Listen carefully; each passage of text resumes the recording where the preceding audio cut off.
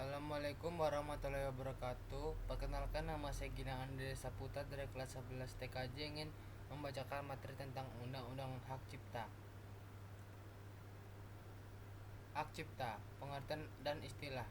UU No 19 tahun 2002 tentang Hak Cipta menyatakan bahwa hak cipta adalah hak yang mengatur karya intelektual di bidang ilmu pengetahuan, seni, dan sastra yang dituangkan dalam bentuk yang khas dan diberikan pada ide, prosedur, metode, atau konsep yang telah dituangkan dalam wujud tetap. Untuk mendapatkan perlindungan melalui hak cipta, tidak ada keharusan untuk mendaftarkan. Pendaftaran hanya semata-mata untuk keperluan pembuktian belaka. Dengan demikian, begitu suatu ciptaan berwujud, maka secara otomatis hak cipta melekat pada ciptaan tersebut. Biasanya publikasi dilakukan dengan mencantumkan tanda hak cipta.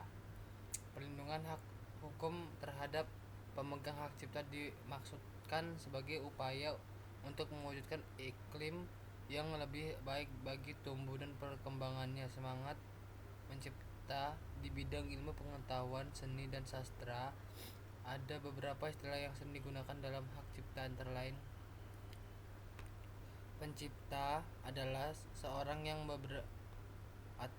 atau beberapa orang secara bersama-sama yang atas inspirasinya melahirkan suatu ciptaan berdasarkan kemampuan pikiran, imajinasi, kecakapan, keterampilan, atau keahlian yang dituangkan ke dalam bentuk yang khas dan bersifat pribadi. Ciptaan adalah hasil setiap karya pencipta yang menunjukkan keasliannya dalam lapangan ilmu pengetahuan dan seni atau sastra.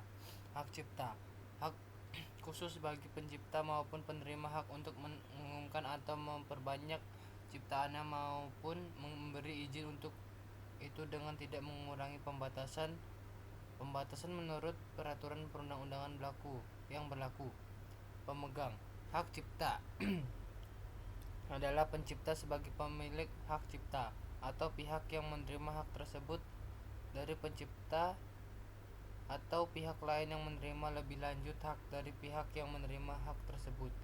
Pengumuman adalah pembacaan, penyiaran, pameran, penjualan, pengedaran, atau penyebaran suatu ciptaan dengan menggunakan alat apapun termasuk media internet atau melakukan dengan cara apapun sehingga suatu ciptaan dapat dibaca, didengar, atau dilihat orang lain. Perbanyakan adalah penambahan jumlah suatu ciptaan baik secara keseluruhan maupun bagian yang sangat substansial dengan menggunakan bahan-bahan yang sama ataupun tidak sama, termasuk mengalihwujudkan secara permanen atau temporer. Lisensi adalah izin yang diberikan oleh pemegang hak cipta atau pemegang terkait kepada pihak lain untuk mengumumkan dan atau memperbanyak ciptaannya atau produk hak terkaitnya dengan persyaratan tertentu. Lingkup hak cipta. A. Ciptaan yang dilindungi. Pasal 12 ayat 1 Undang-Undang Nomor 19 Tahun 2002 tentang Hak Cipta menentukan secara rinci ciptaan yang dapat dilindungi, yaitu buku, pemrograman komputer, pamflet, wujud layout, karya tulis yang diterbitkan, dan semua hasil karya tulis lainnya, ceramah, kuliah, pidato, dan ciptaan lainnya yang sejenis itu, alat peragaan yang dibuat untuk kepentingan pendidikan dan ilmu pengetahuan, lagu atau musik dengan atau tanpa teks, drama atau drama musikal, tari, koreografi, pewayangan, dan pantomim. Seni rupa dalam segala bentuk seperti seni lukis, gambar, seni ukir, seni kaligrafi, seni pahat, seni patung, kolase, dan seni terapan. Arsitektur, peta, seni batik, fotografi, sinematografi, terjemahan, tafsir, saduran, bunga rampai, database, dan karya lain dari hasil pengalihwujudan. B. Ciptaan yang tidak diberi hak cipta. Sebagai pengecualian terhadap ketentuan di atas, tidak diberi hak cipta untuk hal-hal berikut: hasil rapat terbuka lembaga-lembaga negara, peraturan perundang-undangan, pidato kenegaraan atau pidato pejabat pemerintah, putusan pengadilan atau penetapan hakim atau keputusan badan arbitrase atau keputusan badan jenis lainnya. Bentuk dan lama perlindungan. Bentuk perlindungan yang diberikan meliputi larangan bagi siapa saja untuk mengumumkan atau memperbanyak ciptaan yang dilindungi tersebut kecuali dengan seizin pemegang hak cipta.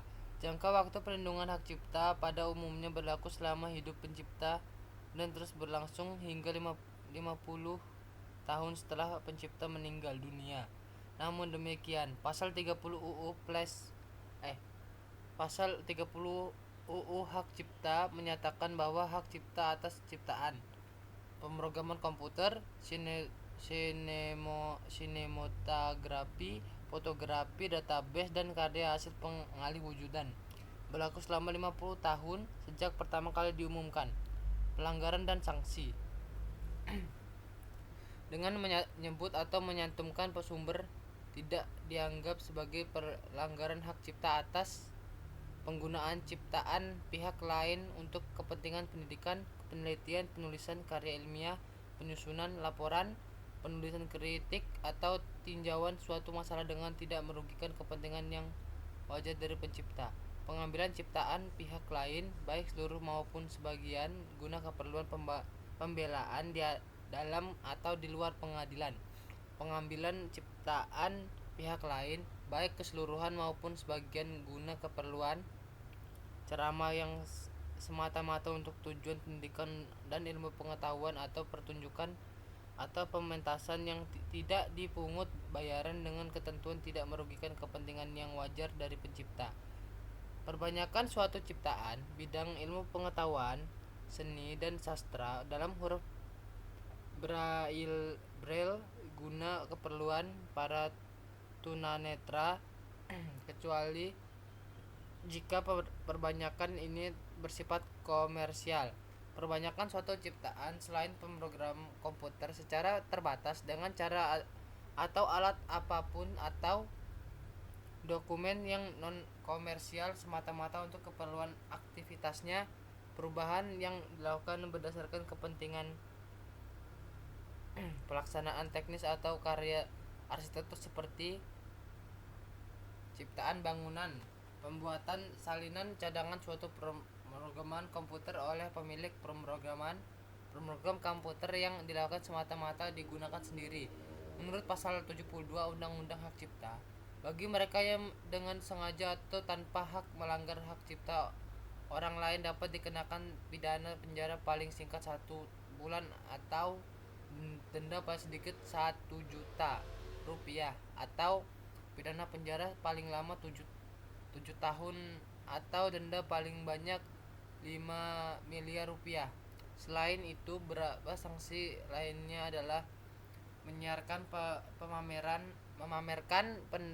mendengarkan atau menjual ciptaan atau barang hasil pelanggaran hak cipta dipidana dengan pidana penjara maksimal 5 tahun atau denda maksimal 500 juta rupiah. Perbanyakan penggunaan atau kepentingan komersial atau program komputer dipidana dengan pidana penjara paling lama 5 tahun atau denda paling banyak 500 juta rupiah. Pendaftaran hak cipta. Perlindungan suatu ciptaan timbul secara otomatis sejak ciptaan itu diwujudkan dalam bentuk yang nyata. Pendaftaran ciptaan tidak merupakan suatu kewajiban untuk mendapatkan hak cipta.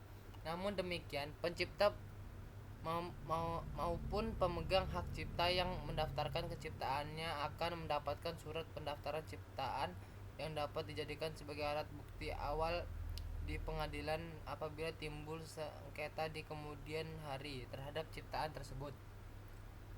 Ciptaan dapat didaftarkan ke kantor hak cipta, Direktur Jenderal Hak Kekayaan Intelektual, Departemen Hukum dan HAM di Kemenkumham. Sekian, terima kasih. Wassalamualaikum warahmatullahi wabarakatuh.